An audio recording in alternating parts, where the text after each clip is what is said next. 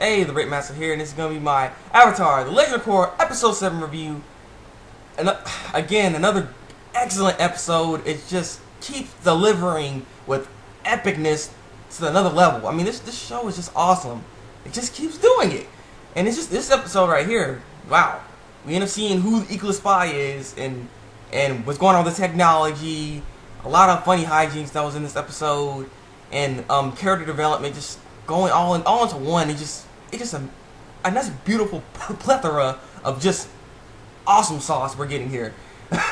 So yeah, the first part of the episode was actually very interesting. I mean, everything was just interesting, but the first part of this episode was interesting.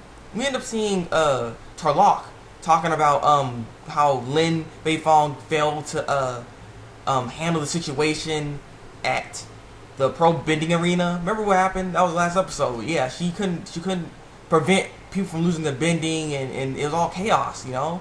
And so he was basically just like talking about that, and then he's like, we need a new task force. We need someone that's different in power. We need someone that's better.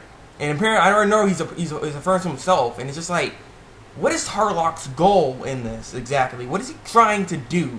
Because I don't know if he's necessarily working with AMON or against them, but he falls into a certain category with him, like he falls into the flow of what AMON wants. So then he can turn around, use it against like Lin Beifong or freaking Tenzin, and then make himself look better, and in turn making him just, you know, a higher up person. They listen to him more than anything. You already know the council is like puppets. If he says anything, they always raise their hand. Like, it's just interesting to see that. It's just, I'm not exactly sure what his ulterior motive is exactly. I'm curious of what the heck he wants to do. So that was the first part of the episode. Just started, and so then we ended up knowing that Mako and Bolin, they're packing up because they can't live in the area that they were living in, because, you know, the pro bending match is over. You know, pro bending tournament is over and everything like that. I'm guessing because of that they can't live in that arena anymore because of you know, it's over. And so then Korra comes in and wants to invite them to be able to come to the air temple so they can live somewhere, because she don't want them to live on the streets. And so then that also raises a question from before then. What happened to before, like last year? Because they've been doing this pretty long. I'm pretty sure. And if that was the case, where did they live before after this ended then? If that was the case, so I'm curious what's going on with that then. And so yeah, Korra invites them to go to the air temple with her, but then Asami already gave them a place to stay at the SATO mansion.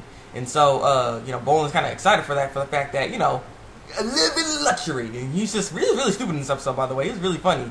I don't know, Bolin's really funny character. I really like him. But yeah, and so they end up going to the SATO mansion. Korra ends up coming along. She didn't want to come along at first, but, you know, certain events transpired to where she went. And so they went to the SATO mansion.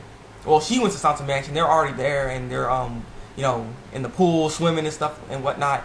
And Bolin's just lathering up the luxury and everything, using the butler. He's like, wash me off, and the freaking butler's all wiping them off and wiping pabu off and everything. It was stupid.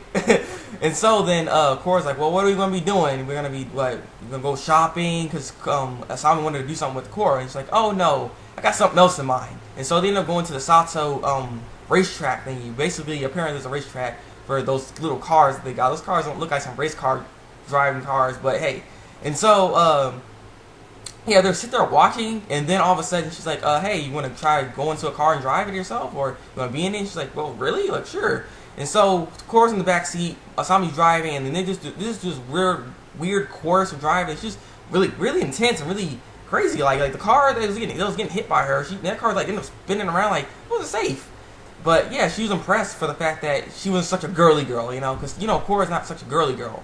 And so she has like, I have a different perspective on you. And she's like, yeah, well, everyone thinks I'm a really girly girl, but I know how to defend myself. She had classes for self-defense, and, you know, she just knows how to handle herself, basically. And I always forgetting to mention this. Throughout all this stuff, before this, there was an investigation on seeing who if there's a spy within with English and stuff like that. So they're investigating people, and they end up investigating the Cabbage Man. Yes, the Cabbage Man is in this episode.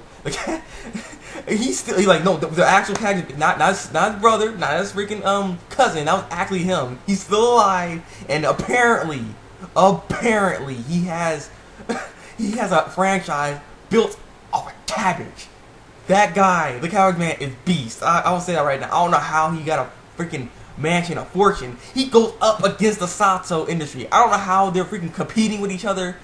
Like, he's in a totally different field. He's in the field of cabbages. That guy's in the field of vehicles and like, technology. How are they competing with each other? I don't know. But apparently they are.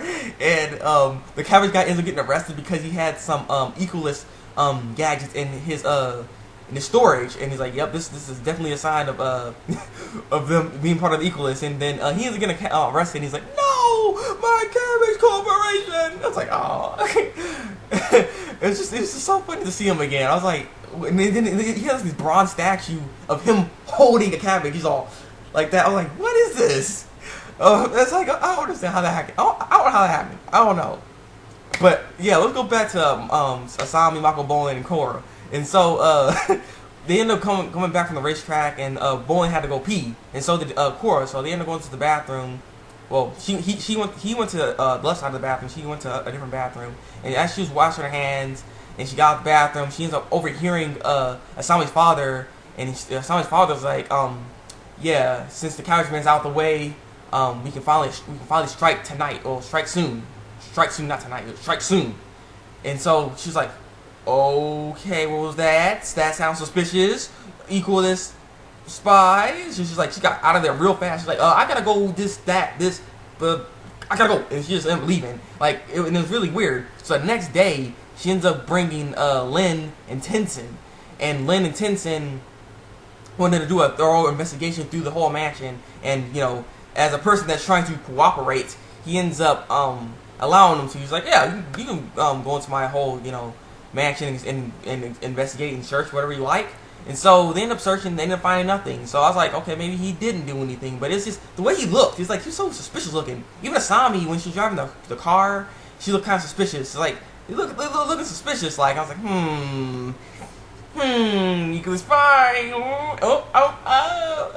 And so, yeah, when they couldn't find anything, it's about to be over and stuff. The investigation's about to be over. This guy ends up coming by Korra and giving Korra a note, and the note said to meet me under a bridge at a certain point, of course. And so Tenzin and Lin and Korra end up going to that under the bridge, and they find that guy, and he's like, I'm part of the Equalists, and I listened to Amon's you know, story and everything like that, and I just was like, I thought it was a good idea, but I didn't know it was gonna be starting a war. So yeah, this guy's part of the Equalists, and so he's like, do you got any information on this? He's like, yeah. Well, the SATO Corporation is in fact working with Amon and the Equalists, and the reason why he didn't find anything is because he has an underground storage place, you know, for all the stuff that you're looking for.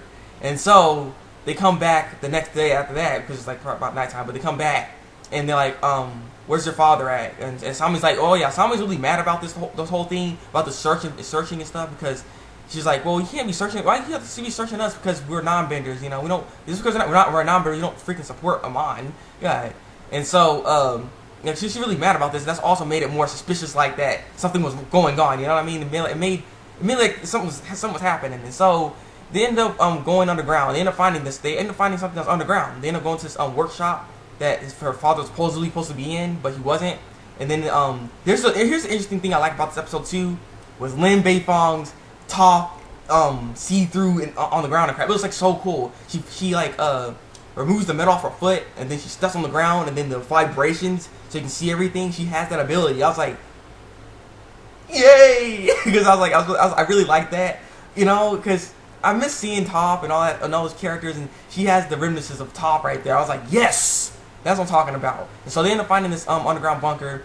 They all end up going besides Mako and Bolin and Asami, because they need to stay back, and what's his name, Song was supposed to watch him.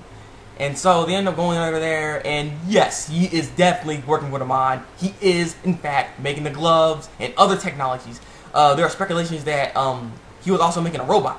It's true. He made this robot that's supposed to combat with metal benders and any benders actually, it's for the Equals party. So yeah, and apparently that was all a trap. So they fell right into a trap that guy set up, that Asami's father set up on him, and so they end up fighting these robots. Apparently, we also get to know a little bit of a fact in the thing is that they can't bend all metal. Like metal benders can't bend all metal. I thought they could, but I guess certain purities like of metal can't get bended. Like platinum is one of the ones that you can't bend. So yeah, you can't bend platinum metal. So so that's why they're having such trouble fighting this thing or even getting out. And so it's just like, oh my god. And so they're fighting and they end up actually losing to these robots. Also, one side note I want to mention is that these robots remind me of the game Avatar: Last Airbender. If you play that game, you'll know exactly what I'm talking about when it comes to these robots. It has a similarity. It has actually a similar story, kinda, to this. Like it's kind of reminiscences of that story within the show. And these robots are like remodeled technically off that game. Kinda. It looks very similar. I'm just saying that it's very interesting to see.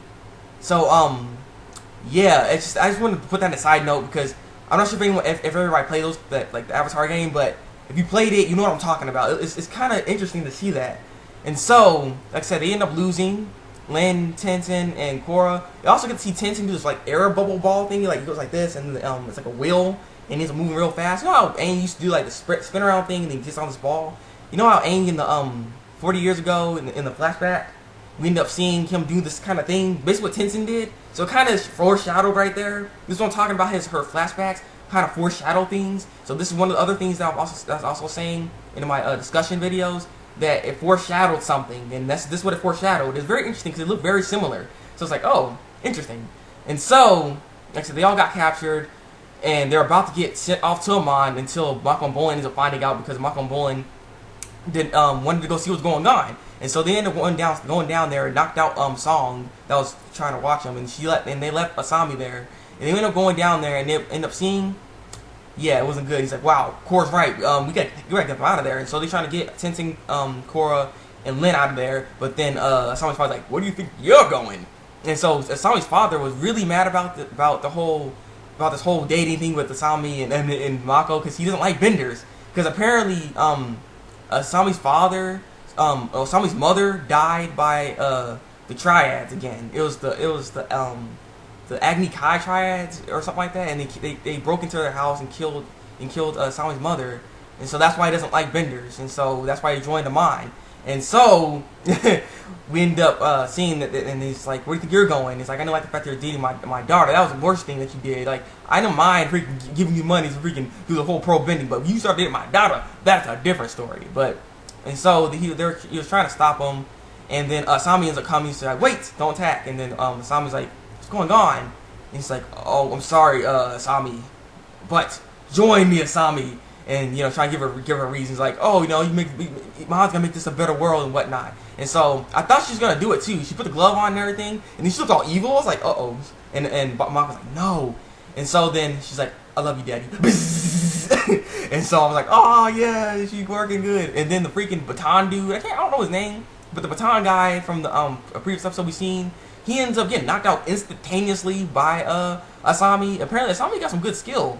Well, I want to see some more about her. She kind of reminds me of the Kyoshi Warrior kind of fighting style. So I was like, okay, that self-defense class really worked well for you, Asami. And so they end up getting the heck out of there. And Lin Beifong was like, I let you guys down again. I let my whole team get caught again. And not again, but I let my whole team get caught this time. And just like, I'm not being able to protect. Tarlok is right. I'm not fit to be this kind of council person. And Tenzin's like, "What are you talking about?" And he's like, I'm gonna quit." Basically, that's what she's saying. So she's gonna quit the whole council thing, and she's gonna try to do this all on her own. She's gonna do this underground. She's gonna do it outside of the law. What she said. And I was like, what the heck is she gonna do? What is she gonna do exactly? And this is the thing. She's kind of walking to Tarlok's plan. This is what Tarlok wants. I bet Tarlok's like, yes, now I'm gonna be able to rule this. Tarlok will not win. So yeah, so we end up seeing that, and then Mako, Bolin, and Korra, and Asami, they all well, Asami's sitting in the corner. Mako and Korra are talking. And he's like, you guys can still come to the temple and stay, and you need to go support Asami because she really, really needs it right now. And then at the end of the episode, Mako ends up going supporting her. And then at the end of the episode, Korra looks kind of like, eh, because she likes Mako. And so that's the episode right there. And like I said, this leaves a lot of questions, leaves a lot of things unanswered. Well, not unanswered, but I just look forward to seeing what the next episode holds because this stuff's going real fast. I'm betting you at the end of the season, we're probably gonna end up seeing who AMON is, or at least knowing something that might give off his identity. That's all I'm saying. Because the way this goes, it's showing a lot of information. They didn't waste no time showing who were the equal spies. Like we were all speculating for like 2 episodes, only for like 2 episodes, or just since the equals were there, and we were like, who is the spy? Asami? Who? It was actually Hiroshi. So it's just like. It's like they're not wasting time. Is all I'm saying. That's just, the pace of it is interesting. So leave a comment below. Tell me what you think of the episode. Come on, let's talk, people. Like review, and subscribe to my channel for some more Legend of Korra reviews. So yeah, it's my Legend of Korra episode 7 review. And until then, break out.